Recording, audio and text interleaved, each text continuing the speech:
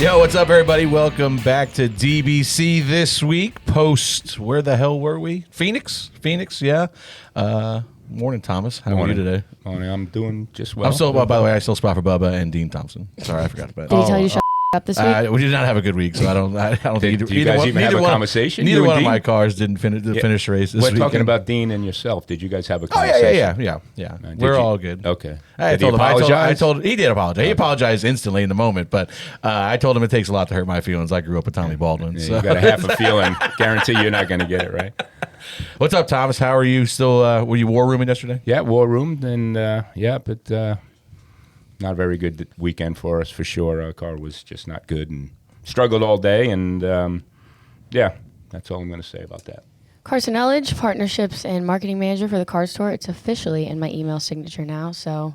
You got one of them big... That wasn't the same thing she said last week. It sure was. I think it was. You can go back and listen to it. I think so. Got the receipts. Do you have like one of them really long email signatures now? It's like Karsyn Elledge, your title, your email, your phone number. It just has our office address. Oh, okay, so good. Not too crazy. And we finally got a spotter to join us. Kevin Hamlin, spotter for Alex Bowman, coming off a top 10 yesterday. How are you, buddy? It was good.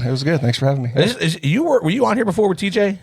Yeah, like right when everything started. I think we still sat in this couch in here, in this closet right here. Yeah. I always look at that room and I'm like, surely that was bigger at one point, I guess, because Yeah. it felt like... Walking in here, there's like way more going on in here than what you don't see behind the cameras and everything, and how it started in there is kind of crazy.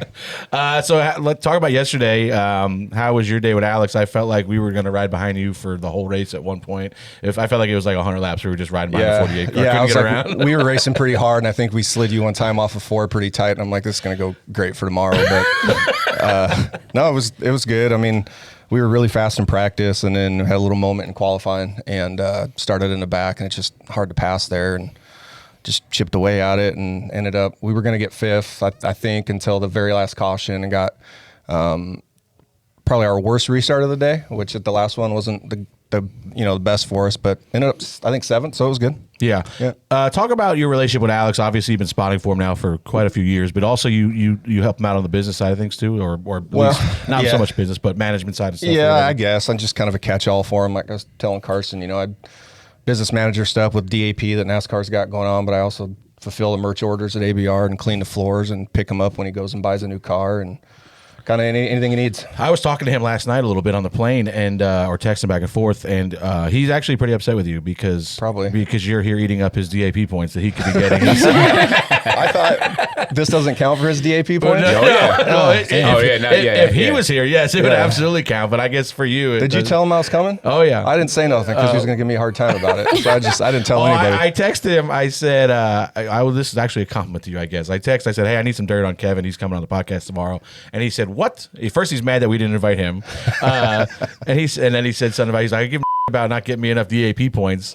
I said, so that's all. Give him about you. He's here eating up your DAP points. But then he actually said you haven't really done anything stupid in a while, so he's not going to be able to give me any good dirt. So probably do here soon. I mean, I've seen a lot of growth out of Alex this year. I don't know what I'm sure you have seen the same thing up top, but getting to the end of these races has been his goal, and all of a sudden, at the end of the race, he's in the top 10.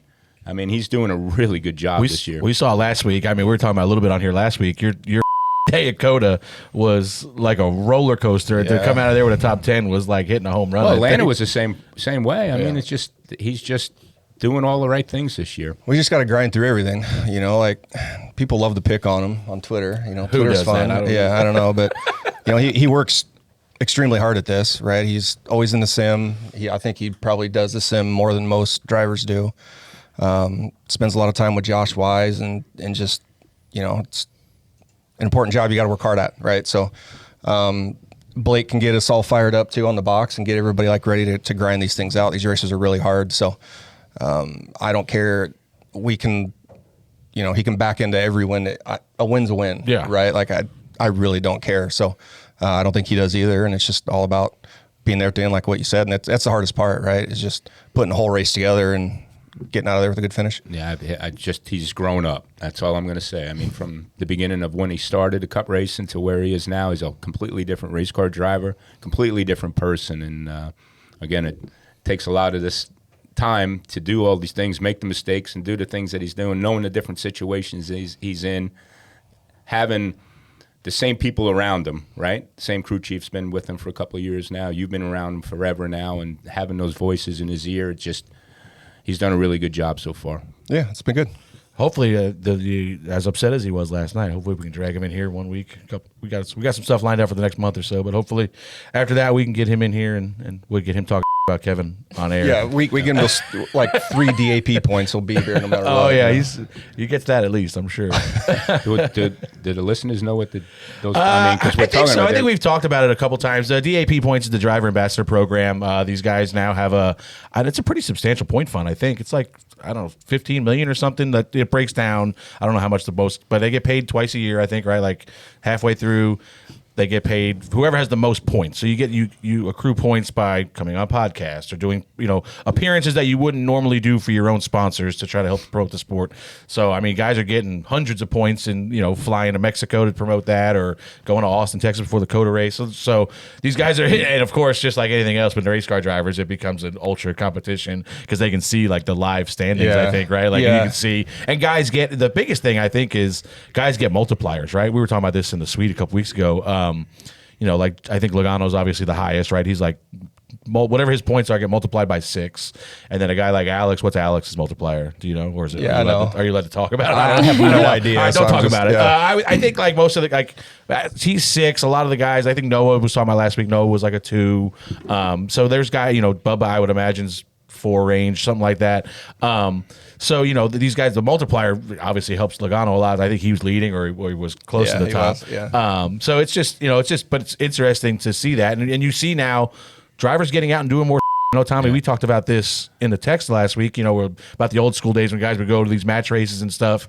But I think nowadays you see guys going out a little bit more and doing that stuff. And I wish they would award those points to do that. They will. Right? I mean, I hope they. They realize that, hey, man, let's get 5 or 6 cup drivers to these local NASCAR short tracks by the racetracks that we're running. Let's put on a show for the fans. Back in the day, that's what grew our sport, right? These guys, that's what grew heroes, right? That made these kids, look at these drivers as heroes and make them race fans and make them come on Sundays, So I think we definitely need to get back to that. I can't even remember what picture I sent you, but I think it was AJ Foyt. Yeah. Where was he? I don't remember where they were. But it was at a track. I was like, what the hell is he doing there? I just remember Dale. I remember Dale showing up at Stafford driving Richie McElharney's car. These guys did this forever. Like they used to come to Thompson. Tony Stewart come to Thompson. Davey Allison used to come to Islip Speedway all the time. Really? And Bobby. They used to come there and put on a great show. Hopefully they get the points for that. Obviously, most local tracks haven't started up yet. Hopefully that continues and they get, because I see guys out more now than I did ever before. I went to a I forget, Tim Duggar was playing at Coyote Joe's a couple months ago, and I got there and there's 4 cup drivers there hanging out doing an appearance for the Cat radio channel, and they stayed all night because they get points for however long they're there. So in years past, I think you would see these guys kind of pop in, make their appearance, and dip out of there. Now they're in there mingling with the crowd and making connections that are good for our sport. Exactly. Well, before we get into spot on and spot off, how was Phoenix? You guys little jet lagged or what? Well, I got to make fun of Tommy for a second because he's an idiot. Jokingly, a buddy of ours we were talking about what we were going to do on Friday because we didn't have to go to the track at all on Friday. And you didn't? No, I didn't do ARCA. I was there all day. Did you do ARCA? Yeah. Well, you're an idiot. I got a daughter getting ready to go to college, man. I need to make every red cent I can. He needs points. Yeah, he needs SAP spotter ambassador points. But so we were talking about what we were going to do all day, and I made the comment. Somebody said they were going to go hike Camelback Mountain, and I was like, "Yeah, I'm going to go hike Twin Peaks." Period. And I didn't see that hike Camelback. No, that was a different text. Well, how am I supposed to know but that? I just said, Tom, I said I'm going to go hike Twin Peaks. You're not going hiking. No, Tommy. Twin Peaks is a bar across the parking lot from. First of all, I wasn't the first comment. This was the next day after your epic text conversation we might go over later. But I don't even know what the hell we were talking about because I was making fun of Tommy. But Phoenix, probably the best Phoenix race in the history of the racetrack, I would say. Yeah, really good. it's amazing what a tire does. Well, it's amazing what 2 different tires do. Yeah, I mean, they need to keep going, man. They need to keep working on this tire at all these racetracks, even Daytona. I'm sorry. I mean, it's what's going to make or break us. I mean, I think we're past the point with Goodyear and all of us of understanding the cambers, and we're within more guidelines now anyway to prevent these situations of the handling of the car, of how we're setting the cars up to eventually have tire issues. We need to keep working on these tires, and I know they are. I mean, I can't stress enough that's what makes the best racing available is the tires. You can do anything. We've already proven by all these different aero packages that's not what's making it happened. It's the tires, and yesterday proved it. Kev, I know on the roof yesterday, for me anyway, it was kind of like, especially I'd say start of stage 2 was maybe the most exciting, where I think we had 10 guys behind us on those reds, and you're like, we started on yellows. I think you started on yellows we did too. Yeah, and it's like your head on a swivel, because they're coming a half a second faster. They're popping through holes you never expected to see anybody come through a Phoenix. Yeah, it was insane. And then like guys like Priest and the 7, they were really fast on them, and Priest was towards the back. Drove through the field, I think, and then was leading. And I look up again; he's like a straightaway ahead. I was like, "Golly, yeah, it's awesome." It was, I mean, we'll talk about it more. But the one thing I do want to harp on for this race is just Bell. I mean, this guy. We were talking about last night. Not only has he won 3 in a row, but he's won 3 in a row at the most different racetracks you could win them on. Quote-unquote hybrid speedway race, a road course, and then yesterday a mile oval. I mean, what was they said 2021, I think, was the last time somebody won 3 in a row was Larson. But I mean, this is pretty spectacular for him. Yeah, I mean, they're hitting on all 8 cylinders right now, and you got to give that what's crew chief's name? Adam Stevens. Okay, I just want to make sure everybody remembers the crew chief. Not all it's not all about the drivers. How many wins does he have? Do you know? A lot, right? Yeah. He's a pretty good crew chief, and I think he was crew chief when Kyle Busch was winning all those races too, yeah, right? And championships, yeah. Right? Yeah. So kudos to him and the team. They're doing really good. I mean, I don't see any reason why he doesn't have a shot. I was just saying this upcoming weekend. He would. I mean, I assume he's going to be the betting favorite going into Vegas. You know, I mean, the Toyotas on a mile and a half have always been strong. So, I mean, it's something else. What else we had this week? I know we'll talk about the Bowman Almirola thing. Got Logano's restart violation. Yeah, I mean, I saw some people complaining about it, but it's pretty cut and dry, right? I mean, they've been pretty. One of the things that. I don't know, we'll talk about it more later about consistency with what they call that at that racetrack has kind of been the same thing every time. And I try to at least remind my drivers, even when you're on the outside, right, because everybody can pull down easy. And if you're, second, third, fourth car in line, the car in front of you can pull you underneath that. I didn't see it. We weren't towards the front. I didn't see a replay until I heard it. Super, super close, but again, I mean, it happened, and it's black and white. But I mean, it's the same as you got the guys trying to catch a ball on his toes out of bounds. It's out of bounds, yeah. And that's the rule. I mean, I looked at the picture I saw of it. He's straddling the yellow line as he hits the start finish line, and that's out of bounds for us. And you know what? I was almost glad that it happened because he around on the restart, and was like he had just gotten the lead from the 24, I guess was leading, and I just told Bubba, like, you try to warn your driver about pace going to the box. If it's a faster pace restart, this way they know what to expect. And he carried a lot more pace, I felt like, into the restart zone. And then once he got there, slowed, like, he didn't hit the brakes or nothing, but he did not continue the same pace. Like, he almost, like, backed up as he rode to the line. And we all just kind of piled into each other mid-pack there. Like, usually it's like the, third or fourth row, you see the big stack up. And it's just, I don't understand why these guys, I know why they're doing it. It's an advantage for them. But then you end up wrecking half the field behind you, and so when I heard he got a restart violation, I was like, you know what, good for him. I mean, I think we have a replay on that, but I think the 77 did it too. Yeah, but they didn't call it. If you show it real close, the 77, the car behind him did the same exact thing right there. So I don't know why they didn't call both of them. There he is. He's underneath it. I mean, but where's he at? I mean, it's the start of the line. So, I mean, if he could be... Oh, there we go. Hold on. And I know you guys are all pissed at us when we watch these videos and you can't see him. We can't show it to you because NASCAR doesn't. It was pretty close. It's close. It's not, but yeah. it So happened. we cannot show you the. I know we would love to show you the replay as we see it, but we're not allowed to. So unfortunately, sorry. What happens if I take a video and showed it on my phone? Then they'd call you. Have you ever been called by NASCAR before? Tommy? No comment. Tommy. Me? I used to have a revolving door. Does in Dolly that place. Parton sleep on her back? Dolly Parton? What? Oh, yeah, okay. It's like, does a bear in the woods? Catch up, Tom. Yeah. Catch up. What page are we on? What page are we on? Yeah, what page we on? Yeah, if I see on here Bubba's brake blowout. Yeah, I don't know. We didn't really have many problems all day. The start of stage 3, or maybe even the restart after the. No, it was stage stars. Had to be start stage 3. He talked about his pedal getting a little bit long. Then he said he really didn't have any problems with it. He said he had to do the old courtesy pump, like one pump, and it would come right back. And then he said before he even hit it, it was actually, I mean, it wasn't funny, but in the one, he said it blew before he hit the brake, so he knew it. And he actually got a out before he hit the wall. Or just driving down the front stretch, and I hear and I'm like, and it just pile in the fence. So, and I think I saw people at the caution. There was brake rotor parts everywhere. There's stuff everywhere. We pounded the wall.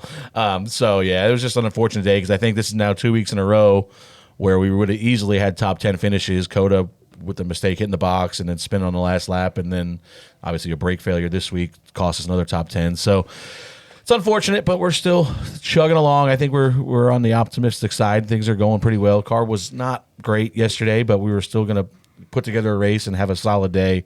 And it just unfortunately didn't work out, but we're still.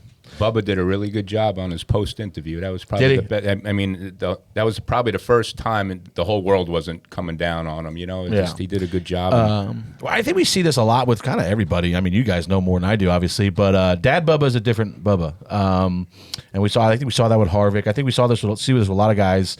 Once you start having kids and you gotta, you don't want you want them to see the right way to do things and not maybe so he's definitely a different guy this year. He's in a better mind space and hopefully, and it's showing on the racetrack. I think we're more consistent. He's doing a better job. So hopefully it continues all year and we just find the finishes that I think we've been deserving. All right, you guys ready for spot on, spot off? Yeah. Or do you want to? I think that's it. What page? Briscoe won his appeal. Yeah. That's something for you, maybe Tommy. I know they were talking about it was something with the bolts, right? Where the spoiler mounted to the deck lid. And yeah, I mean they felt really confident going into it. They had a lot of parts and pieces of that were bought right off the shelf, which they claimed they did, that were all a little bit different, and they felt they had a pretty good case. And kudos to NASCAR for listening. And I mean, obviously, their intentions all the time, and I've been through allegedly 3 or 4 of few those appeals processes? But their intentions the whole time going in, to be honest with you, is not to help any situation, right? They don't want any egg on their face. But when you have a really good case and they can't say anything, it's sometimes it's good for all of us. One thing I did want to say before we get going, please stop at me on Twitter that Christopher. Me? No, not you. Oh. I mean, you just in general, but you aren't on Twitter, thank God. Please stop at me that Christopher Bell's won the first 3 races out of 4 and he's not the point leader.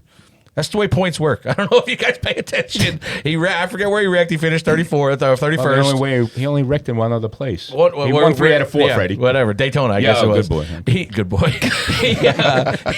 He got 30. He finished 31st, I think. I don't know how many points he got, but like Byron crashed somewhere and maybe Atlanta, but he still got 25 points because he got a bunch of stage points. So like, this is just the way points work, folks. Like, sorry. That's why we say consistency is king back in the old format, and wins are in charge now. So, but yeah, please, if you don't know how points work, just leave look it Freddie up. alone. Yes. Maybe you should explain it to him. Well, instead of it's getting just so too mad. many. It's too many. I just did. That's why. You can just clip this. Instead of responding to 20 tweets, I just put it out on the podcast. Just clip this and then tweet it later this afternoon. All right. Topic 1, spot on, spot off. Austin Cindric was not suspended for intentionally wrecking Ty Dillon at Coda. Instead, fined $50,000 and docked 50 regular season points. Spot on, spot off. Freddie, I know you've had notes about this since Wednesday, so get ripping. We'll save Kev from going in on hard on NASCAR right off the bat. Thank you. Spot off. I don't understand.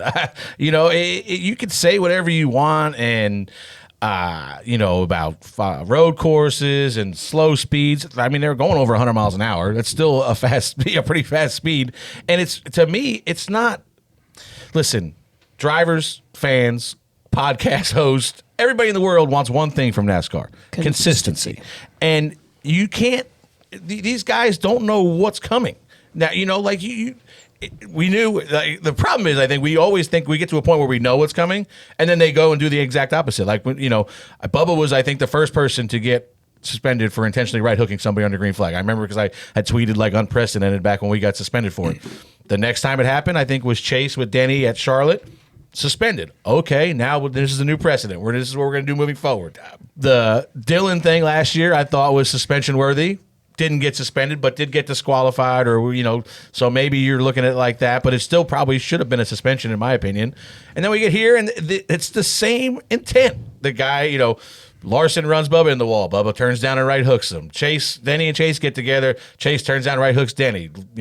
Dillon's just doing it, trying to win the race. The 10 runs Austin off the racetrack, and Austin hangs a left and hooks him. Like, to me, it shouldn't matter what the speed is. It's the intent, and this is what you're trying to take out of the sport. And now it's back to we don't know what the hell's going to go on.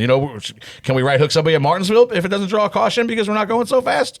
I don't know. Maybe. I mean, before I keep going, where are you at? I'm just sitting here. I know. Where are you at? I don't want to. I love hearing you all wound up.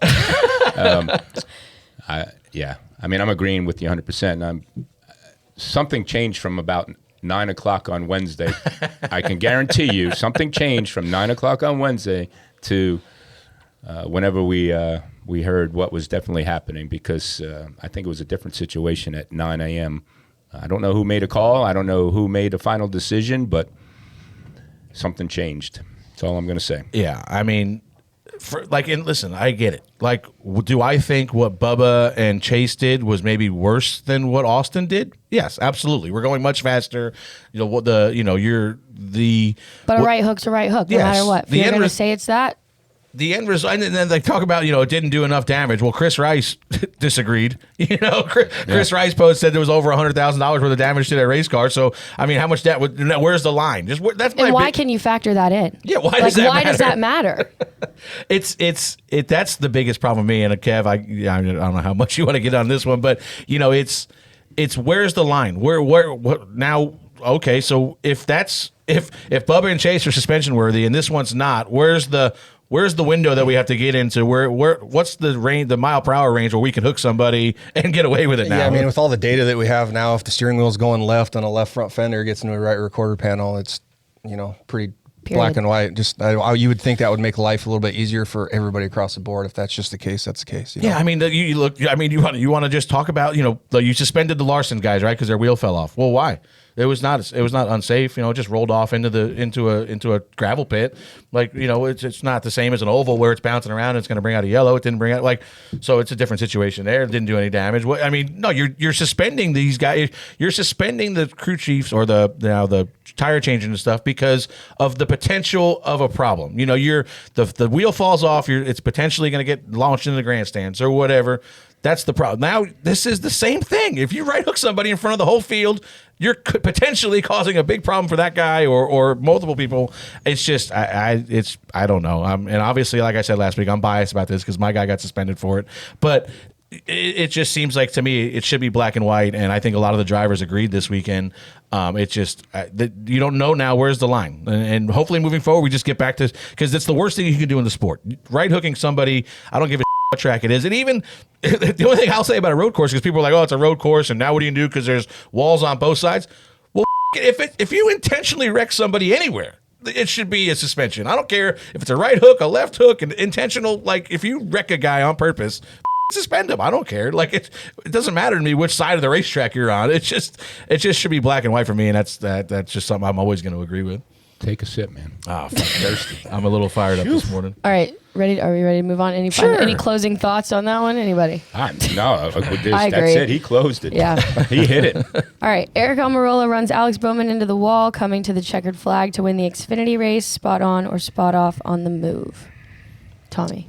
Or am I allowed to start with Kevin on this one? Yeah, start with Kevin. Yeah, I think he understands the situation. I wasn't spotting for him. I do Harrison Burton on the Xfinity side, so Tyler Mon does that. It was a bad deal. Like, obviously, I think Alex gave Eric every opportunity to run him clean, and he sailed it off in there, which you got to do, and he got loose, and it took them both out. I really hate it for Alex. It kind of started like in turn 2. Alex didn't look like he got tight off of 2, coming to the checker, and it allowed Eric to get close, and he left the bottom open, gave him a lane, and Eric took it plus another 30 feet. Yeah, but Alex left the bottom open on purpose because he knew where he needed to be to end up winning the race, and Eric just... I think that even if Alex runs the bottom, Eric's just going to run on the back of him. Like, it's just... Yeah, and Alex did 2 smart things there, right? He did that so he wouldn't get wrecked, getting into the corner, and 2, he knew he was going to have the best line off the corner to win the race. He just got used up. There's so much that goes into that last lap, too, because the only thing I was talking to Alex last night, I was like, man, I said, man, I really want to give you because a lot of times you want to just, in that position, you want to just like try to dirty a guy's air up real bad. If you can get in front of him, make him tight, but in that situation, 19 was going to run the back of him. But going down the back stretch or the front stretch, taking the white, Alex doesn't cut the dog leg at all. In fact, he runs up the hill a little bit, and I think it gave up ground to the 19 to let him get a little bit closer to the 3. So if I was being ultra critical about him, I think that was maybe a mistake that just kind of let them guys get in position. Because right here, I mean, he's clear by 2 or 3 at the start-finish line, and he stays way up, and they all cut it, and they're now basically on him into 3 or into 1.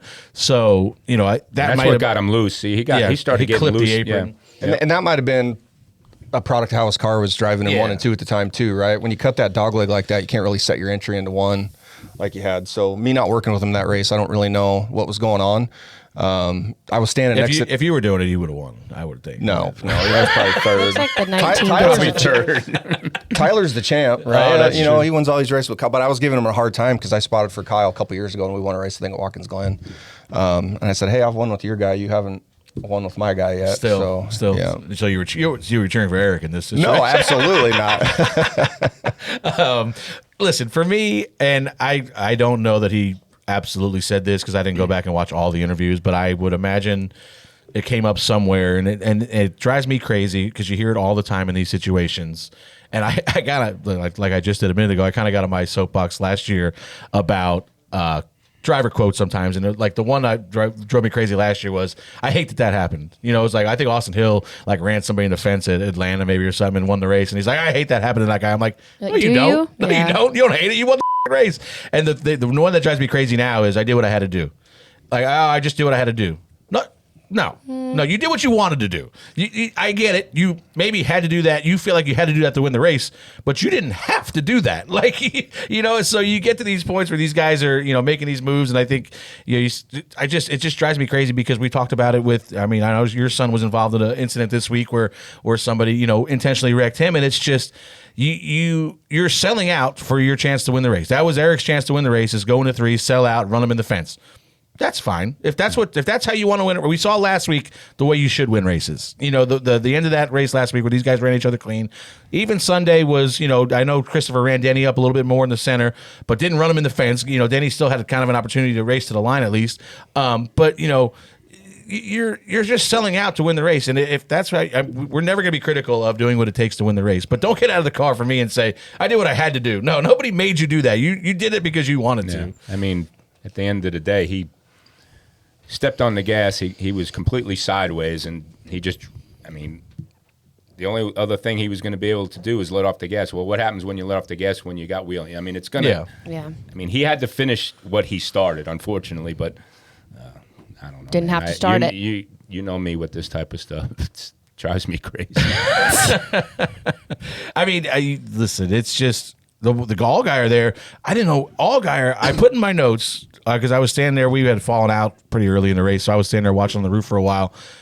Justin Allgaier was murdering people on the launch all day long. And, by the point, he was clear by 1 at the start-finish line every restart except for that one. And I don't know if he did something different or if it was just old tires, but obviously he got the worst start of the day right there, and then that led to all this here. So it was unfortunate again for Justin at Phoenix. This race last year, I think he was kind of cruising to a win and blew a left rear, and then you're cruising to a win this day, and some back marker spins out, brings out a yellow, and now you kind of lose it on a restart. So unfortunate for them guys, but it's a good race for the fans. It's just it is what it is, and I hate to see it end that way.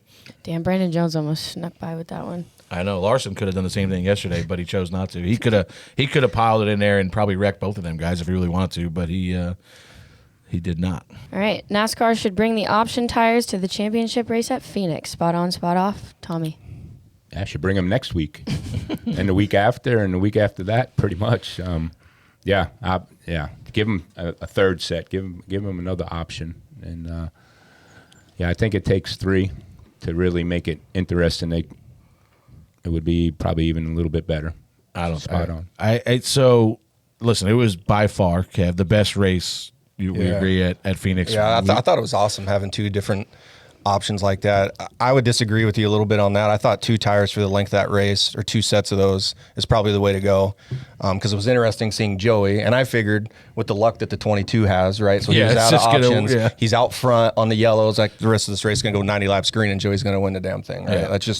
And it didn't work out that way for him. But if he had another set there, it could have been different. So I thought it was awesome. I would love it if they did that when we go back. For sure. And my biggest thing is, the question is, do we want this in the championship race? And I'm in a weird spot there because, it's the best racing we have. And it produced that because of the 2 different tires, the option tires. I know a lot of the drivers are saying, let's just go to the reds and it's going to be better. The reds would be better than if we just ran the yellows like we always would. But it wouldn't be as good as the race it was yesterday. It was still, no matter how good the race was, you had the comers and goers, the Priest, the 10, the 7, Logano, obviously. Those guys were making moves, but it was still, for the rest of us, if yellow versus yellow or red versus red, it was still Phoenix. It was still really hard to pass. I saw at one point Suarez had the whole field basically stacked up behind him, cars that were much better than him. He got track position with the reds at one point and then kind of was just trying to hang on and had a line of cars stacked up behind him. So, I get it. Like, for me, I'm spot off on the championship race just because I don't want your season-long champion to be decided by who was courageous enough to save a set of tires. It's a team effort. It's not just about the driver. It's about thinking and putting yourself, your team in a position. And, I mean, how are they not gonna come back with that and potentially a chance of a boring race to have a boring winner to win a championship? I mean, I don't think there's any way they go to 2 tires at the championship race. I think they'll run the red tires. I think they'll run them, or some version of I'm sure they're there testing today for 12 hours straight. And then, so we're going to have some version, but I just don't see there any way they're going to run. The drivers don't want it. And that's kind of where, I don't know if they're just going to ever be like, well, screw yourselves. But it's such a double-edged sword because I want the most entertaining race possible. Yeah. And I have no trouble with, I'm agreeing with you about, we should bring this just about everywhere. Yeah. Obviously mile and a half is a little bit tricky with the speeds and stuff, but it'll take testing and to figure it out. But that was the most entertaining race we've seen at this place, and we could do this a lot of places and make it entertaining to where, my only question for you, Tommy, or even you, Kev, Tommy, more so on the crew chief side is, as we do this, you get 2 sets of red tires. If we ran today, how many people are going to run the Ryan Preece strategy again, knowing that, it's a Hail Mary, maybe not so a Hail Mary, but if you get a caution in that last 50 laps, your race is over, and I think if we ran back today, you'd see more guys take the 10 strategy of just hanging on to your rights as long as possible versus ever putting them on early and getting that come and go early in the beginning of the race. Yeah, I think the 60 did it because they were worried about going a lap down early and they wanted to just stay ahead of that whole group. The 10 car, they played it right. If he doesn't speed on pit road. Yeah. He's in pretty good shape.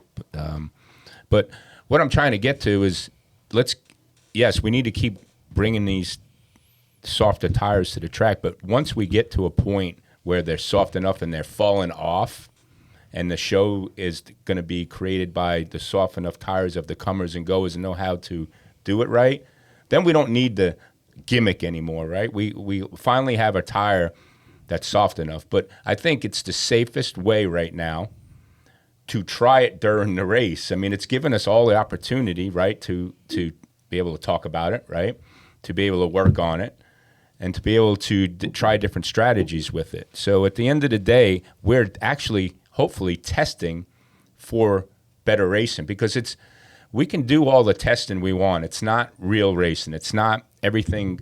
It's not all about. It's the pit crews. It's not about. It's when you're doing it during the race. It's the true test. So if we can get to a point that Goodyear keeps softening the tire up, and then we have no issues with the tire, our racing's going to be really good. Kevin, what was your guys' plan? I mean, did you guys run the plan that you had? Well, I think we had two. We were going to go to reds early if we thought, starting in the back, that we had to do the same thing. But our car was good enough on the yellows, and we made enough progress and kind of got mid-packish, a little better than mid-packish, and it settled in.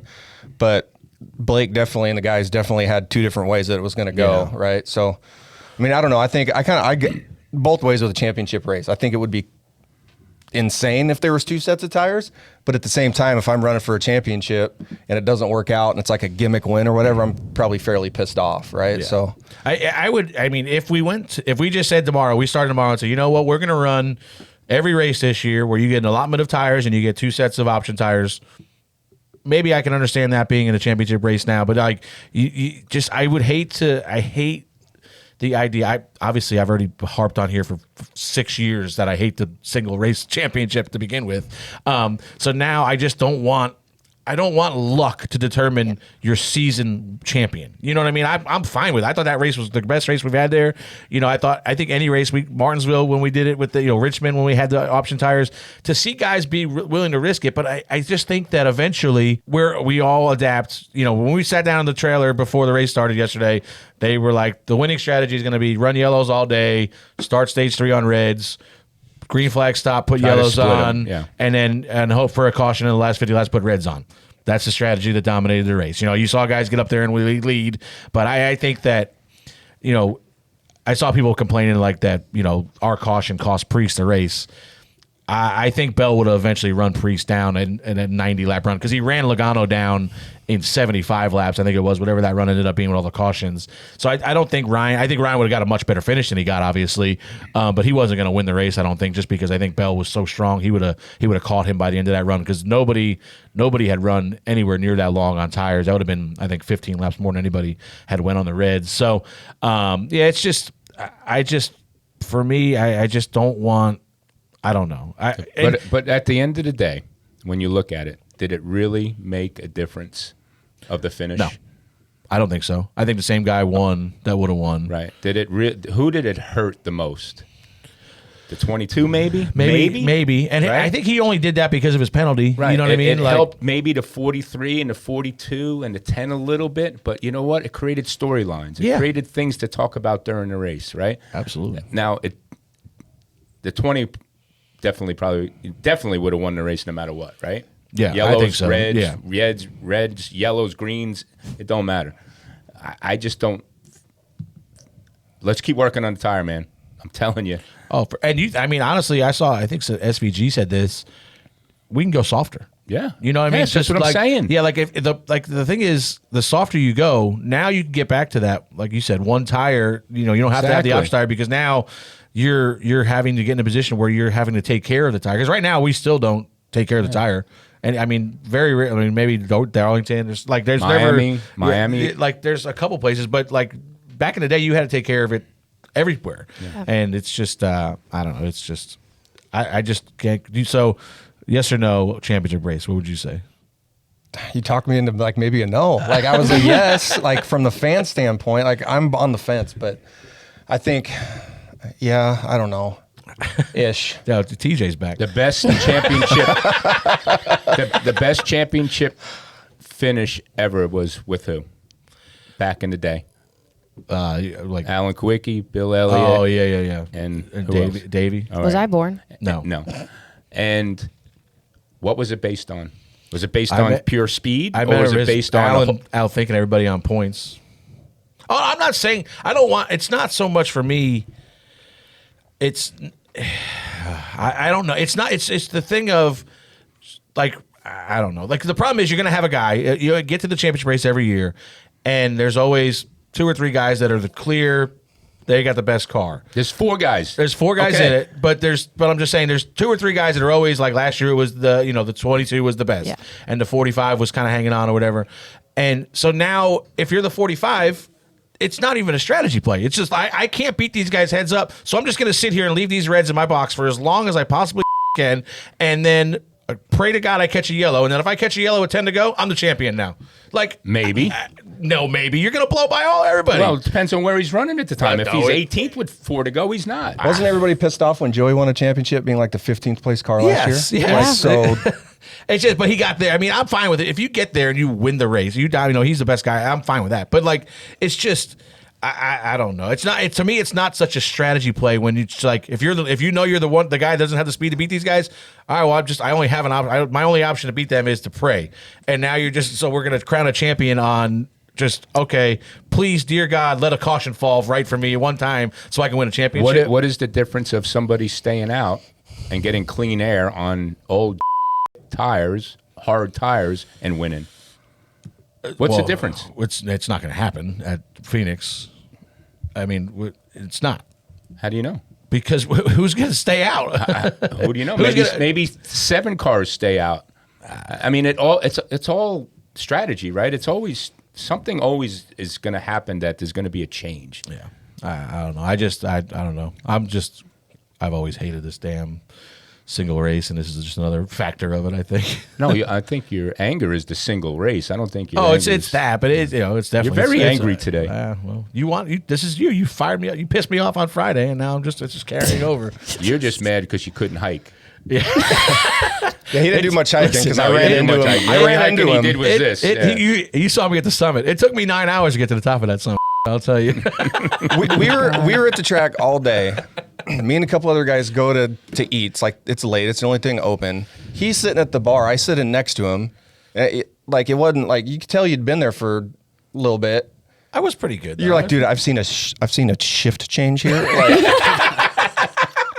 What? That's the best. The guy that I will not divulge any names, but a buddy of mine ate there 3 times that day. That day? Yeah. He had lunch, a snack, and dinner while we were there. Oh my gosh. That's awesome. All right. Topic 4. Karsyn Legg approved to run the Cup race despite only having 6 career starts in ARCA and Xfinity. And mind you, Mike Wallace was not approved to run the 500, even though he has 197 Cup starts in his career. Spot on, spot off. Freddie.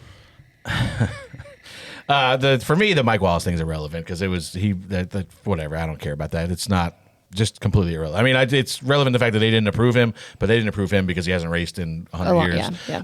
But for me, Karsyn made her mistakes, whatever it is. I'm not going to harp on her because I feel like they put her in a position where she wasn't going to succeed. They set her up for failure because she should have never been approved to run this race. She ran 2 stock car ovals in her career. One of them, she was 8 laps down at Richmond in 2018, and the other one, she ran 3 laps at Daytona, the show we just had in February. So for me, how does that possibly qualify you to run in the premier stock car series in the world?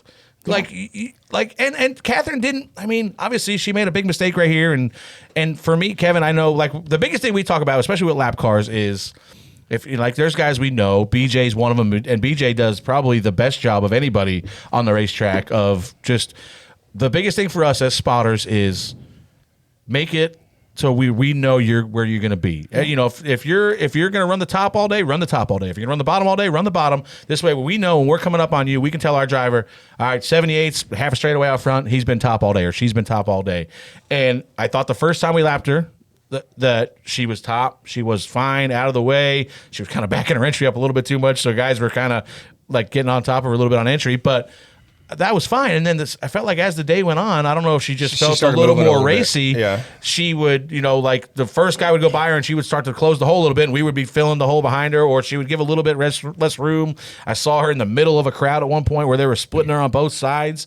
And it's just, I don't know. But for me, it's just, she shouldn't have been out there. There's no way you can tell me that she should be approved to run a Cup race based off of her past history in NASCAR or ARCA or whatever you want to talk about.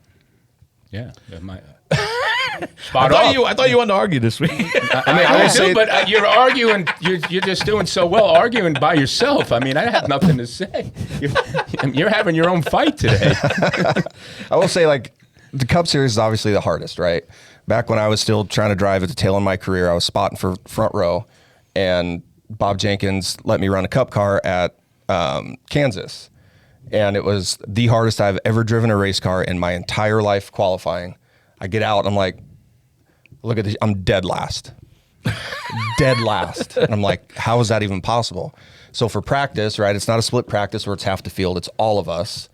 And you can't hide at Phoenix, right? Yeah. So I think you saying that setting her up for failure, I think is pretty accurate, because it was going to be hard for any driver, her, whoever, even somebody with truck experience, right? These Cup cars are different. They're obviously very fast, and it was a tough situation for her. I think she did as best job as she could. I wouldn't have wanted to go in my first Cup race into a situation like that. I read somewhere too that she only knew that it was happening like 10 days beforehand too. Like, that was kind of when it all, I mean, I know it was being planned or whatever, but it actually came together to happen to get approved for her licensing like 10 days ahead of time. So like, I had that in my notes too. Like, the schedule doesn't exactly help either in the sense of being set up for failure. You get the short round of practice and qualifying, and then you're out there. Like, I think you hit it right on the head. A lot for anybody. Yeah, you hit it right on the head there. It's in all three series, it sucks. Trying to get new drivers in or rookie drivers in. There's not very good testing plans or rookie plans to get them. The only thing you can rely on is sim, and that's not always accurate. That model's not always accurate, so it's a tough situation to be in. For me, this whole process is just broken, you know. And a lot of stuff people don't see behind the scenes. Like, congratulations to you, by the way. Luke announced a part-time truck schedule this year, and obviously he's got approved for that. But I mean, what's that like? Obviously, he raced a multi-time modified race winner, champion of the Smart Tour last year, deserves a chance to go out there and race, but still I'm sure he had to kind of go through the whole process of getting approved and everything else. Yeah, we did. I mean, we had to, that's why we ran him in New Hampshire in the modified last year to get him approved, but we're starting him, the thing is we're starting him off at a race track that he's already been to. He's got a lot of laps on, and look, he's got almost 8 hours of sim time coming up, and 12 practices of pit stops. He's got all, but he's never going to have a lap on the track until he gets there. And the practice is 20 minutes? Yeah. Right. So I get what they're doing, trying to save money and doing all the things we got to do. And you got to have your together when you get there, but you better have your together when you get there. Right. And, only thing we can do is, he's busy film studying. He's busy getting his head focused and doing everything he needs to get, to be as good as he's going to get to. But I think he'll be fine. And it's like, just to go back to the approval stuff, though, like Ryan Flores, buddy of ours, he's been running, he's like one of the best indoor midget drivers of all time up in Atlantic City and that indoor series there. He couldn't get approved to run the Richmond Modified race last year. I remember Tyler Green, we were trying to I don't know if you remember this one, we were trying to raise money for him to race the K&N race at Phoenix or something like that. They wouldn't approve him for that. Like, so it's just, I don't understand, it's just, what exactly is the approval what process? Is the approval? Like, if that's approved, like if you get approved off of a 32nd place for a 28th place finish when 30 cars were running at Richmond 7 years ago, and then 2 laps of the Daytona show, who isn't approved now to run Cup? Like, who like, I get it, she runs IndyCar, but like, that's a totally different whole different ballgame. I think we all agree the Indy 500 approval rookie testing orientation is probably the best way to go out there and make speed, like, right? Go get approval, have everybody look. You have a driver there that's watching, that's looking at data, that's seeing if he's got it or not. They do the best at making sure that you are ready for that race. Yeah, back when I did it, it was you had to run a mile before you ran a mile and a half. You had to run a mile and a half before you run a 2 mile, then on up. The thing for me is when I drove going to a new track was the sense of speed and what you see as a driver, right? We didn't have sim back, 100 years ago when I did it. You but had NASCAR 96 probably. I mean, you could. Yeah, I had a lot of laps on that. Yeah, I sucked on that too. But it was just like the visuals that you have of the walls and where your lift points are and the fences that kind of come up over it's a totally different thing of being there as opposed to just doing sim and all that stuff. Like you said, the sims aren't always accurate, but the feeling you have of absolutely hauling ass in an ARCA car at Michigan, your first time being there, it's like, there's no sim that could tell you what that feels like. I spotted for somebody. I won't mention any name, but they were at ARCA car at Michigan, and we were out there and just way off the pace. Just kind of lost. And Chase Elliott was running, and he went by us so fast that it literally just spun us right out. Like he just went around the outside of us, and it just took all the air off, and they spun out, and they're like, "Who hit me?" I was like, "Nobody."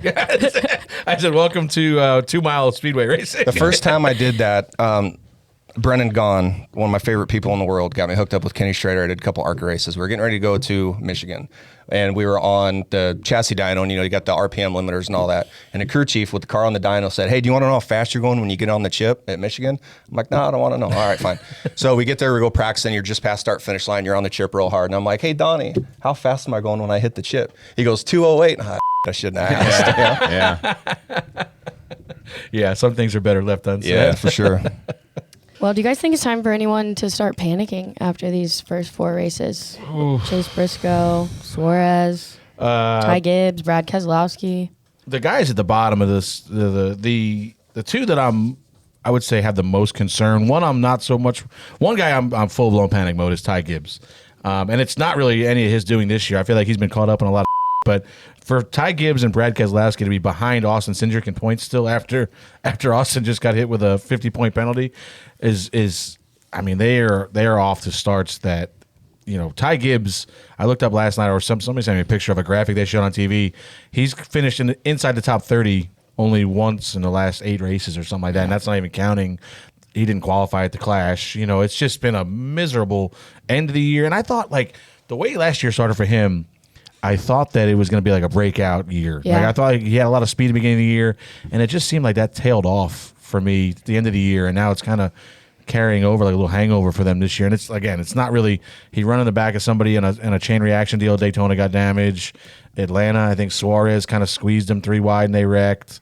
Coda, he got damaged on the first lap in Ross's deal, and then I think he got turned around by maybe a couple teammates late in that race. And then this week, obviously, I think he had the same issue as us, had a brake issue maybe. But so it's really not his doing, but it's just they haven't really been. I haven't seen a lot of speed out of him, and he's struggling. I mean, the only thing I recommend is whatever he's doing on a daily basis, try something different, right? Maybe he should just go somewhere. Just lay on the beach for 2-3 days. Just get those thoughts in gear, and he's struggling, man. He's getting himself in positions that he's either overdriving what he has or he's overdriving what he does have and not being patient. And he needs to get refocused. Yeah, for Kev, I think we both know the problem with Brad is his spotter sucks. Yeah, right? that was the first thing I was going to say. I mean, minus TJ, like any of these cars could win at any minute, right? Brad, maybe not so much. And Brad, listen, we've seen Brad. I'm not my panic meter really on any of these guys. Like Ty Gibbs would be the only one, just because it's gone so bad for now so long for them that it seems like. And what happens is, Tommy, you know this as well as anybody. It's hard to dig your way out of that hole once you're going out in the top 5 and qualifying every week, and that's these guys are never gonna unless they win. Yeah, they're not coming back. Yeah, I mean, Brad, we've seen Brad do it from this point. Maybe not so maybe only 3 or 4 races in, but it was when he's come back from this, and I think Brad has a possibility of getting there. The rest of these guys, Briscoe is going to be fine. He might be able to, but the rest of these guys, Suarez. Boy, he's got to be looking over his shoulder. I mean, you've got to. I mean, and like last week, he wasn't running bad. Made a mistake, clipped that that dirt in 19, and got himself turned around. This week, he's running well. They made a good call, put the reds on one time, got decent track position. He gets collected in that deal with the 78, and now it's just, and everybody's wearing me out after we had Zilic on the show last week about is this the guy that's replacing Suarez? So now you already got that back of your mind, and now you're off to this bad start. It's just a double-edged sword for them. He needs to go lay on the beach too. Well, I think he has a lot more pressure in his head because he is on borrowed time right now. I mean, we all know what's coming next. I mean, let's just throw it out there. I mean, the kid is training right now in the Xfinity Series to get ready to to getting that car at some point. So, yeah, he needs to get focused, man. Hey, it's Dale Jr., and for the latest DBC gear, we need you to go to shop.dirtymomedia.com. We've got plenty of options, and we're adding new stuff all the time. Shop.dirtymomedia.com. All right, it's time for Reaction Theater, where fans can call in and voice their opinions from this weekend's race. Hopefully we've got some better content. How'd we do, Alex? It was kind of average. Average? Might need to get on him. Damn again. it. Yeah. Come on, guys. We need Reaction Theater points, what RAP, whatever the hell it's called. Hey, Margaret. It's me again. Who the Margaret? Let's talk about Eric Amarola. He sucked at the higher level, so he had to step it down and run with a bunch of kids. You know that guy eats corn on the cob the long way. Later. That's if wait a second, Alex. Average? What the? I think he teed us up there. I wish Margaret would have got that call instead Who of the us. hell is Margaret? Yeah, by who's the way? Margaret? Is that your nickname? What's up, Marge? Start calling me Marge. Do you have a Twitter handle? That's my burner account, actually. I'm ready to start one. Boy, oh boy. Well, that was interesting. All You guys right. do that every week? Yeah, we do this every yeah. week. Oh, there's there's more. there's There's going to be more. 8 Hold of them. Yeah, I don't know how many. We have got 6 this, today. 6 this week. You, CW. You, CW. Oh, there's a What the hell D-Do. happened after that white flag? P.S. You, Freddie. Very much. I did. So I got in my car, and I think this is just like I think it was a timing thing. I don't know, but I got in my car and I tried to find. Like I walked to the car, maybe 10 to go, and I got there and I was like, "Oh, watch this restart," because I thought it was going to end that way. And so I go to watch the restart, and as they're choosing, mine cut to a commercial, and I'm like, "Oh God!" And then it came back as they're restart or whatever. And I was like, oh, that's good. At least I got to watch the end of it. And then I just got blown up with these people that were watching. And as they took the white flag, I think it was on the app, they took the white flag, it cut to commercial down the back or down the front stretch. And everybody's like, these sons of Oh my God. but I think it's got to be. I'm not familiar enough with streaming stuff, but I feel like it's just a timing thing. Like it's like if you've been watching for a certain amount of time, they automatically it just come on. automatically cuts to Yeah. a commercial, and it was just really bad timing. For Still that not one. great. From what I saw, it was like only the Atlanta area. Oh, really? Yeah, it was like something with like it was something, it might have been the top of the hour, and it changed to like Atlanta Hawks pregame coverage, and people Oh were yeah, very that upset. did happen. So yeah. Oof, tough break. Jake Crumb's a piece of for what he did to Baldwin. But I'm going to tell you right now, old Amarola, seeing that, he said, hold my cross necklace, boys. Watch what I'm about to do for a win. Hold my cross necklace. Oh boy, Tom, you want to talk about this? That we see the replay right here. Because I thought, listen, Tommy, I don't want Tommy to have to talk about how great his kids are. They were going to run 1-2 in this race, I think pretty easily. The scenario is they both, I'm assuming, Jack, you guys had tires. Jake did not, correct? Yeah, Jake and one other car took tires at lap 30. Caution came out at lap 70. Well, right here, we're looking at Jack get I out. love when he looks fairly trips. pissed. Well, No, he's he's got not. He's got a broken Oh, ankle. I know. I just I felt bad. I'm like, oh. What's he pointing at there? I don't know. Yeah, He's telling him number 11. A Denny Hamlin fan? Yeah. Put up the 11. He wasn't happy, rightfully so. But, yeah, it's just a bad deal, man. It's just, again, I keep harping on how things play out here. And, they showed that video of him he just walled him right there. And you can see in the in-car, too, like Yeah. he turns right. And, there was so many different situations right there. I mean, he had 40-lap older tires. Place is a worn-out racetrack. He was not going to hold off Jack. But what they're not showing is he had a chance just to let Jack go and run third. There was only 10 laps to go at that point. The rest of the field was a straightaway behind. Crum did a bad thing there, but I'm also blaming the spotter and the crew chief there. I mean, just not saying, hey, let the 7 go by. Let's settle in for third. We know we pitted at the wrong time because the caution came out. They never got back up to us because we were first and second when the caution came out at lap 78. Luke just dominated the whole day, by the way. set fastest in practice, and won the race. But Jack was just as good as he was, and it was a shame. Yeah, I hate it, man. I hated it for him. Hi, guys. I'm sitting here Sunday morning thinking to myself, when did NASCAR drivers become giant? I remember Dale Earnhardt running at the Glen with broken collarbone or whatever. Tim Richmond never slept 2 minutes a night before any of his races because there was too many Winston girls with unfilled orifices. Karsyn, you're beautiful, but you got to chill out in my DMs. I'm way too old. Your mom would kick my ass. Remember last week when I said I needed a new situationship? Sorry, guys. Is that what you've been doing? Yeah, you've been hitting up the fans, seeking out reaction theater callers. Yeah. You've been that's what she's been breaking into Tim's office, stealing the phone numbers off the off the call line. Who's he talking about? I don't know who he was talking about being a quote unquote kitty cat, but I don't know. I'll tell you who I feel bad for today is Tyler Reddick.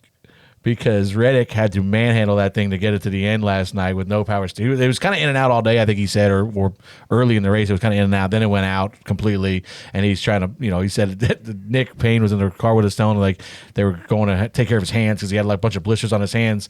And now he's got a test today for 12 hours. Oh, my Lord. So, and I'm sure his arms are, he can't even move this morning. God bless him. I mean, he's such a big guy. It shouldn't be a problem, right? He should be fine. He's in such good shape. I think he's a shorter version of you right now. Right now, he probably looks like it's worse hair, though. Way worse hair. His hair looks so stupid. I wish he'd cut it. Just late night here thinking after getting one too many too deep. And I think I know what would help Chase Elliott get back to victory lane. He needs a good old-fashioned foot job, and I think I can provide that for him. I'm just saying. Ooh. That's a Chase sexual right there.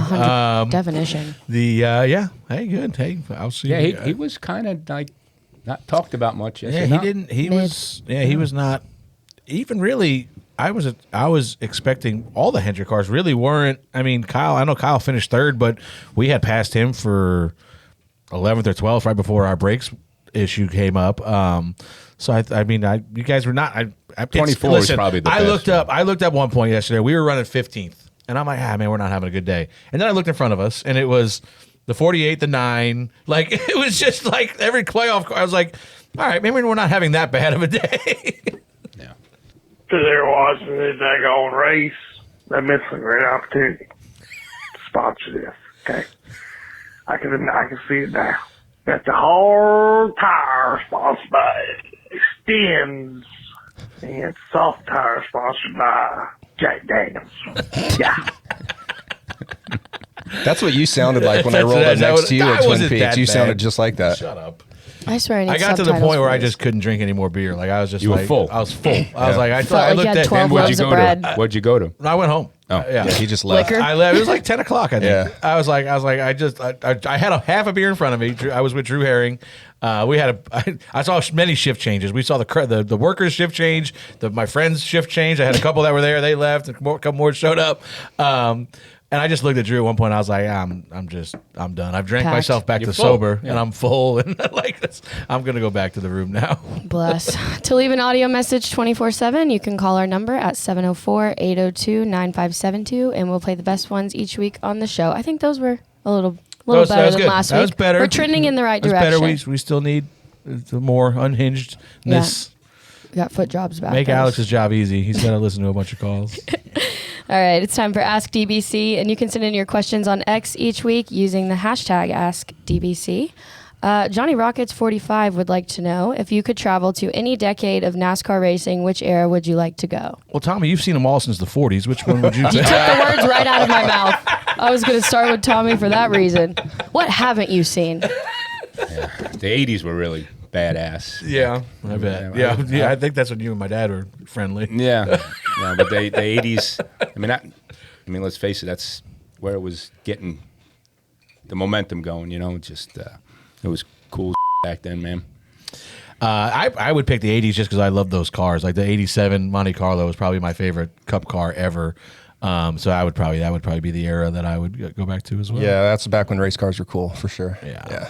Yeah, I would do late 80s, early 90s. Tommy, I'll tell a funny story about Tommy the other day. So talking about going back in time a little bit. So this stuff happens with Tommy's kids. So I send we had a group text with a bunch of buddies, and I said, just let us know where to Venmo the bail money to. So, because I've been in this situation with Tommy multiple times where this happens. So he responds and he says, no. He says, I had a discussion with myself, and I said, this reminds me of back when Tommy was getting in the NASCAR side of things, crew chief side. He had the Tiger, our fearless leader of the Long Island gang, his dad would be a little bit of a hothead at times, believe it or not. And Tommy said, I had to have a conversation with my dad that was like, what you do now reflects on me poorly, so I need you to think. And Tommy said, so I had to go through that yesterday because now I realize if I do something stupid, it's going to reflect poorly on Luke. And it's just, I can't have that. I don't want to make the kids look bad anymore. He goes, and also, this guy was surrounded by 4 state troopers the whole time. And I'm like, all right, so it was state troopers that stopped. Let's be honest, it wasn't Luke. It was the troopers that prevented you from doing anything stupid. Most likely. And the 2 that walked out with him. So it's like, I'm pretty good at, I've done this enough times, unfortunately, in my life that I'm pretty good at watching and looking and seeing when the timing's right. Just the timing was never right. Well, no, it was because you didn't want to upset Luke. Yeah, is what that it was. too. Yeah, You're turning a new leaf for the hour. All right, it's time for the Show Hall of Fame. Speaking of, boy, we'll nominate somebody each week, and I think last week the Melon Bomb finally beat Chris Wright. Well, I think Chris Wright. Chris Wright's still the Chris top Wright, of the board. That was a different Chris. That's That was a different Chris Wright is move. still in the lead, but This was for the Twitter beef. So the Melon Bomb beat the Twitter beef with Chris Wright. So what kind of nominees do we have this week? Kev, you got any show of the week? No, but speaking of Chris Wright, did you notice they didn't wrap his car this week? No, it was just white. Just white. It was just white. It had the sponsors on it, but it didn't have this. I don't know if they were out of stickers or what. they've been running through some stuff over there. Or he didn't want people. He was trying to be incognito. He raced, yeah. What did he race? Xfinity. He's running for the 5-car full time in Xfinity. Well, until they run out of stuff, I would assume. But and they're already running out of stickers, apparently. So times are tough. For me, I have a couple. For me, the biggest one's probably Austin Hill running into the inside wall and causing that big wreck in turn 3 in the Xfinity race. I don't know if you got a chance to see that because you were racing, but no, I did. that was, I love Austin. Austin's a buddy of mine, but I think you could tell just embarrassment on his part. There's my buddy Zillich. That's Dean right there. Piled in there late. Zillich run through the back of us when the wreck happened. I got to call him. He might have something against Sam Hunt cars that I got to check on. I don't know if I've ever seen that before. Like with that wall down there, I don't know if I've ever seen anybody do that. But you could tell, even Austin afterwards was kind of, I don't want to pile on him because you could tell he was pretty dejected. embarrassed that it happened. But yeah, that was not ideal for sure. Who you got? I'm nominating Jake Crum. Jake Crum. 100%. My problem with Jake Crum is, and I lost all respect for him when he beat the out of Rob Huffman at Hickory. Yes, I've yet to find anybody that has many good things to say about him. True. But he after this all goes down. Listen, backtrack. 2 years ago, he has an incident with Matt Hirschman. Matt Hirschman is probably right now the best modified driver on the planet, and maybe one of the best that's ever been in a modified in the history of the world. And Matt made a mistake, and just barely Jake was outside of him, and Matt clipped him with the right rear, and Jake got stuffed in the wall. Matt Hirschman is not, on top of being the best modified driver on the planet, also the cleanest modified driver on the planet, in my opinion. And so now Jake does this interview the other day after he wrecks Jack and is like, I would never, ever do that. That was just, a racing deal. I barely clipped him. He said something like, I barely got him on my right rear. No, you were wheel to wheel, obviously. You can see that in the video, so I don't know what the hell you're talking about. But anybody says something like, I would never do that unless it was aside from Matt Hirschman or something like that. Like, well, first of all, you just did it. And now you're saying that you would do it to somebody else. So, just sometimes it's better just not to say anything rather than sound stupid. Love to say I would never, and here they come never, and they never have before. I just did what I had to do. I just did what I had to do. That drives to me run crazy. third. Unfortunately, I think Katherine Legg has to end up on the list. Yeah. That can't happen. You can't bounce off one third place car, which, by the way, Josh Berry, fantastic run for them yesterday. They ran top 5 basically all race. But bounce off Josh Berry, spin out, collect Suarez, that can't happen as a lap car. We talked about it last week. When you're out there, it's in that situation, you don't want anybody to know you're even on the racetrack. So that can't happen. But they knew right on the first lap.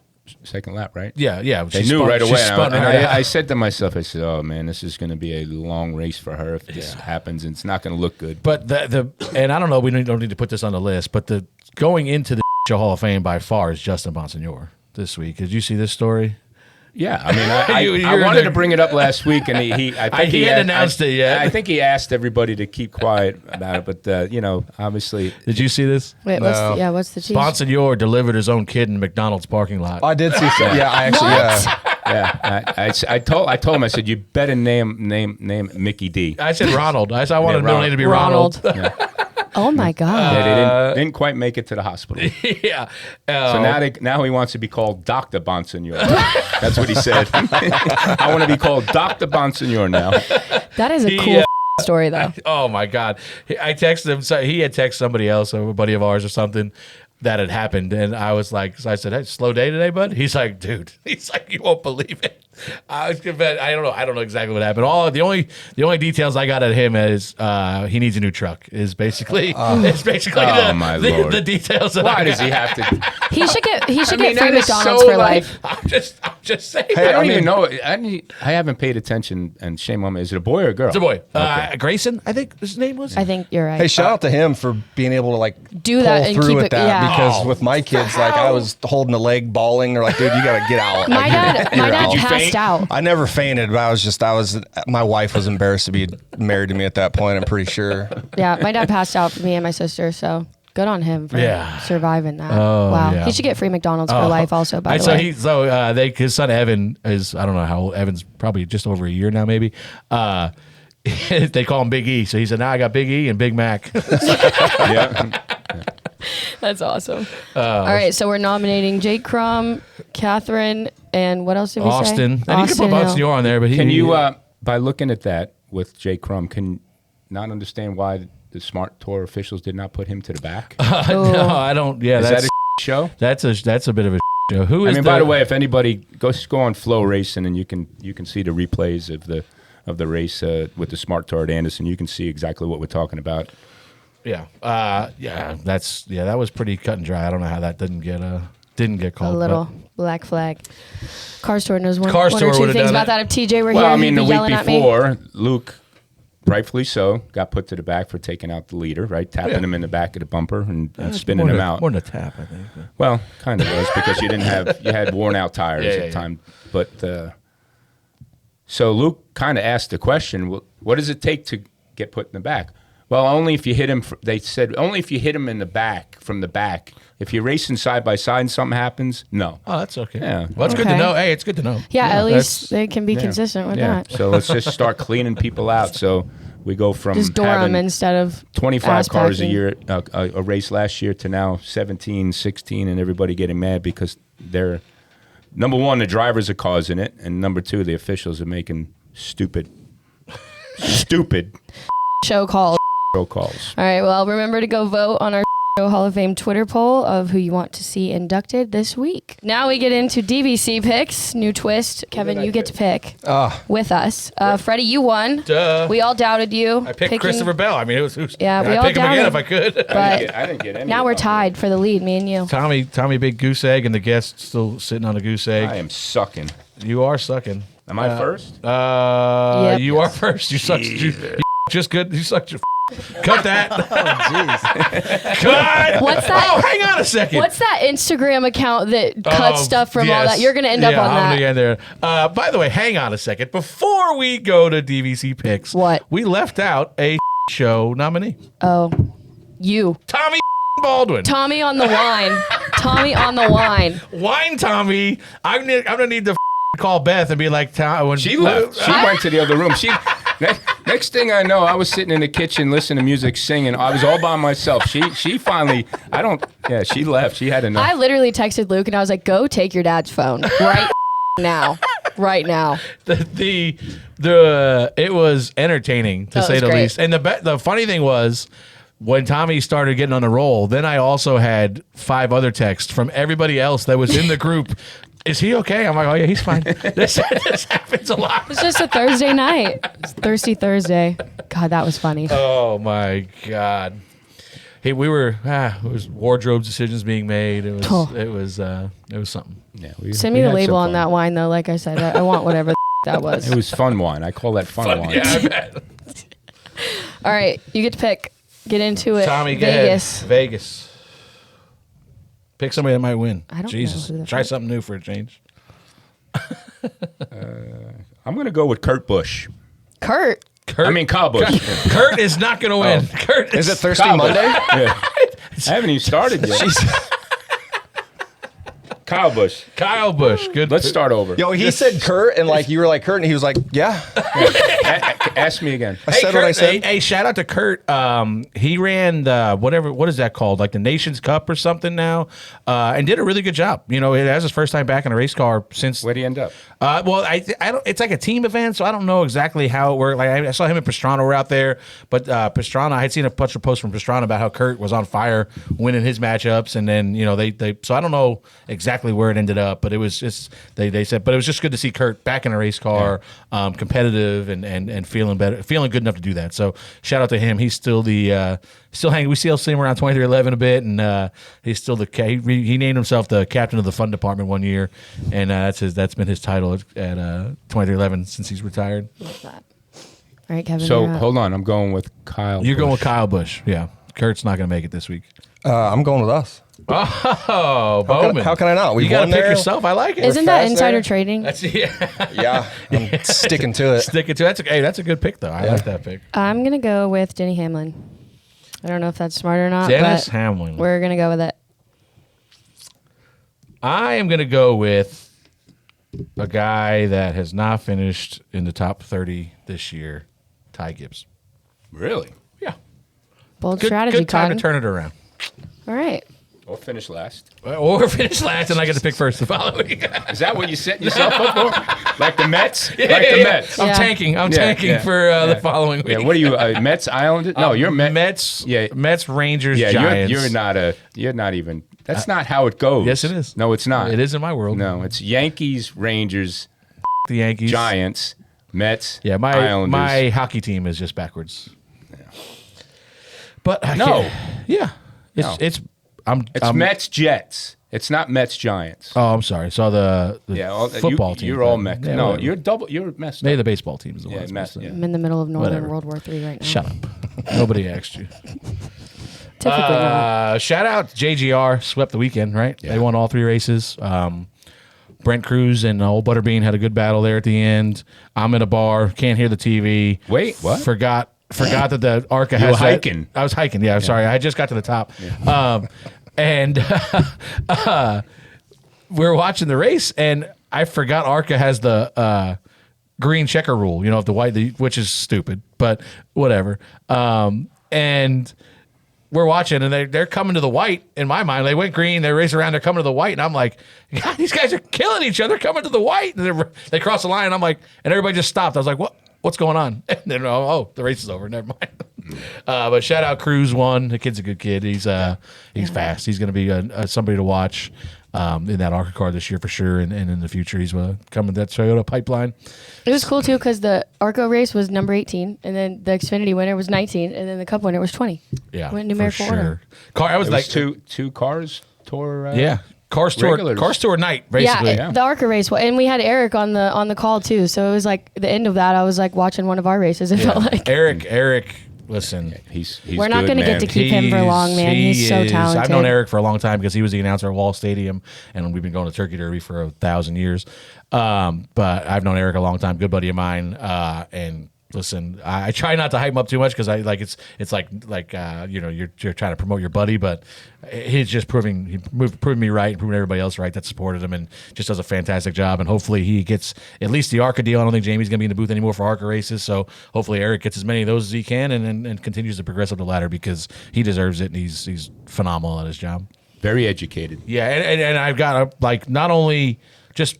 Obviously, you've seen a lot of compliments on social media and whatnot about it, but then talked to Regan Smith yesterday in the garage a little bit, and he was in the booth with him. He's like, man, that guy, he's like, he carried the show just like Adam Alexander would, or the guys that have been doing it for a long time. He said so. It's just high praise from not only people watching on TV, but then people in the booth with him or in the industry. So really proud of him, and he did a really good job, and he's going to continue to keep doing a good job, I think. Yeah, we're lucky to have him. What else? Where are we going? Las Vegas. When you going out there, Kev? Like Friday at 6 a.m. wheels up. It's going to be rough. And You then a truck going this race that week? night. Yeah, I'm going. No war room for you this No, week? gotta go. Luke's going to go with me and hang out with the truck team and go up top. We're going to Bring go them up on top. the roof. Yep. Hey, with you bigwigs that wear the white shirts and make all the money, like, what decides if you go or stay at the war room? Just what you want to do? Yeah. Well, he does it now because his kids are racing. Yeah, So yeah. His war room schedule is directly related to the Smart Tour. and the NASCAR Wheeling Tour and and the Tri-Track Series. And no, I mean I'm very lucky with Rick Ware that he lets me do what I want to do with that situation. I know he wants me at the racetrack every week, but it is what it is. We can get into this further down the year, but like war room, what are you watching in the war room? Like, I know you got the broadcast on, but what are you guys watching? We have this everything that the crew chiefs are looking at the racetracks, the telecast, lap times, simulation, everything. I'm looking at, we have 7 TVs up there, and we hear all the drivers' audio, which is hard to do at the track. And so we hear everybody's comments, everything that's going on, can dig a lot deeper into the SMT, and because we have more time. You're just sitting there doing that. Quiet situation. We can run, most of the teams will have ongoing running the simulation based off the SMT. And there's so many things that you can do and relate back to the crew chiefs of making, be able to make their decisions on pit road. And who's in there? It's you. Obviously, you're there occasionally, mostly engineers. Engineer, yep. And then we just have one grunt guy that's just listening to everybody. We call him the grunt guy. Grunt guy. Yeah, because he's just listening to everybody's audio. He's handing notes of, like he knew everybody who took on red, so we took that and typed it in, or called it in, and it's pretty fast paced. During the long runs, you don't have really much to do, but the crew chiefs don't either. Right. And that's cool. Always working up what the next scenario is going to be. If the caution comes out here, let's think about this. These are the guys that we're running against. What are they doing? So it's another. Most of the teams nowadays, the number 1 engineers don't even go to the racetrack anymore. They stay back and do that, and they send the number 2 engineers, the junior engineers, to translate all the information. So it's becoming bigger and bigger. All 3 this week, Kev, I'm assuming? Yeah, got Tyler Ankrum on Friday, Harry Burton Saturday. And Harry Burton. He's been fun to work with. Both of those deals are new for me this year, so it's I've only got to work with Tyler a couple times with a couple of races. Harrison's been great. Like that team's growing. He gives really good feedback. He does a great job in the car. It's a new crew chief with Danny Elflin this year, so. They pretty much revamped that whole program. Yeah, right? They're under the Haas Engineering and stuff. So they have all good cars and good people and. Yeah, it's been good so far. Like I was here at JRM for all those years with when I was with Casey and when Brad Sweet was here, and then with Annette and then Sam, and then wasn't anything for me this year, so I looked around a little bit and got a hold of Harrison, chatted with him some, and talked to Jeff some, and I think that program towards the end of the year should be really, really good. Yeah, they have a second car too, right? Yeah, that they'll run part-time. I'm not sure what races. They've got a lot going on up there between modifieds and ARCA cars and this and that. Yeah, modifieds over there? Dirt modifieds. Yeah. Wait a minute. Somebody say modified? I haven't noticed that their team was at any of the racetracks. So, well, we appreciate you stopping by. We're gonna Vegas prep is just. When are you going out? I've never been to Vegas. Ever. That's probably a good thing for you. Yeah, don't go. I'm going. I assume Friday morning. I haven't gotten an itinerary yet, but I'm assuming Friday morning. I don't have a truck, so I'm not really too concerned about it. Normally you I'm gonna go hike. Doesn't Megan usually go on this? You go on Tuesdays? No, she only comes to the ones we can drive to these days. But no, I'll go hike Cosmo or something probably this week. Cosmo? It's a big mountain right there over there. You can see him. That hotel, the Cosmo. That's where you're gonna hike. Yeah. I'm gonna climb up the side of it. You're gonna swim a couple laps at the Bellagio too. Yeah, no, probably not. We all stay. We stay at where you stay at South Point. Yeah. 3/4 of the race teams. We don't stay at the Cosmo, but we're not. We go out of the garage and we're in the garage in the. Oh, that's the why casino. I stayed there one year with you. I think the last time I stayed there was when I was spotting for you, and I was like, I gotta get the hell out of here because it's just it's all the people you see at the racetrack are back here at the bar. Yeah. But bench race to bench race. Yeah. We stay close. I'll be at the Cosmo though. KJ, our buddy KJ Hare, always takes good care of us over there. So I'll have to stop by, see her, probably grab dinner or something, and then probably lose, I don't know, some of Megan's life savings. Poor Megan. A couple machines, whatever. But yeah, looking forward to it, Kev. Thanks for coming by. Yeah, thanks for having me. I don't think we got you in any trouble today, so maybe we can talk you into coming back. I figured I might be a boring guest. I'll just let you know. I'm just. You were on a roll today, Freddie. I was trying. I was a little upset. We had a lot of to be opinionated about. The Cindric thing set me off last week, and I knew that I was probably going to be carried over. Well, for you to take notes. It's a big thing. Yeah, I mean, yeah, it's not common. But no, so we'll have you back hopefully at some point this year. People have been wearing me out about. People want us to do spotter. This was a spotter podcast that started, and everybody moved on, did whatever. And I'm like, I would love to have spotters on, but as you know, a lot of them don't want to do it. Doug. I'm like, Doug, come on the podcast. No, I'm not doing that. I was like, come on. That's smart with him because we have that group me with NASCAR, and Doug's the most opinionated person to let NASCAR know when things need polishing. Doug, I could almost time out Doug's no internet text to the group text every week because he'll get up there and the Wi-Fi's not working or whatever. Just every week, no internet, radios don't work. Well, he was when they were asking about because we couldn't hear NASCAR very good this week, and it's something we're always fighting, right? Like I missed some stuff. I didn't hear a caution. I didn't hear a caution. I didn't hear a pit road open at one point. So anyway, Doug was saying that he was responding to what Berman was asking in that chat, and he's like, if I'm gonna as much as I do and be opinionated, I better be part of the solution too. I'm like, that's a good way to look at it. Good job, Doug. First time for everything. My favorite part about Doug is we have a group text. It's like all the modified guys back home. Tommy's in there, Priest is in there, and like when they're watching a modified race, me and Doug will be sitting at a bar watching from somewhere, and they'll be up in Connecticut or whatever racing. Priest will be racing somewhere, and it's before you went back full time cup racing, and Doug is just firing off. Tommy, I can't believe you didn't pit there. Ryan, why are you burning your up? Like it's just all race. I'm like, Doug, will you shut up, please? That's Doug's war room. But you want to kill him because he's right. But it's like I know, but you can't make all those comments after the situation, right? Yeah. It's easier that way. Yeah. Monday but morning. you guys, Northeast modified guys are starting to take over even more than you like. Us West Coast late model dudes, it's hard to get into the game now. We're coming, buddy. Yeah, look out. We've been here. You've been here, but Tommy just keeps bringing them down. We can't hear it. Yeah, I think 35 families I've moved back in the Northeast. Oh my God. Are you serious? Yeah. Yep. Wow. It's and they all. I'm not. Never mind. Anyway, thanks for listening. We will see everybody out in Vegas this week. Anticipate a good race. Mile and a half with this car has always been pretty good. Again, Kev, thanks for coming. Next week show. St. Patty's Day. I might bring a cooler for that one. Corned beef and cabbage. I took the day off of work. Not corned beef and cabbage in the cooler. Well, it won't be. It's going to be beer at the 10:30 a.m. whatever we start going. We got to get some substance in us first. Yeah. Okay. Eat a good breakfast. You bring breakfast. Monday is St. Patty's Day? Yeah. Oh. Tommy, I literally took the day off work the rest of the day for when we're done Tommy, recording. I know you don't remember this, but there was a conversation about Karsyn's shirt in the group text about what shirt she should wear for St. Patty's Day, and you had a response, and I'm that glad. was what put the nail in the group chat. It was not good. That was the point. It was good, not good, or that good, was bad. That was the point of the conversation when I said, "Oh, okay, Tom, time to go to bed." Oof. Sorry. I will not be wearing that shirt, by the way. I can only imagine you in your kitchen in your tidy whities listening to Fleetwood Mac, drinking wine, texting these guys. I wasn't quite in my tidy whities, but I was in pajamas.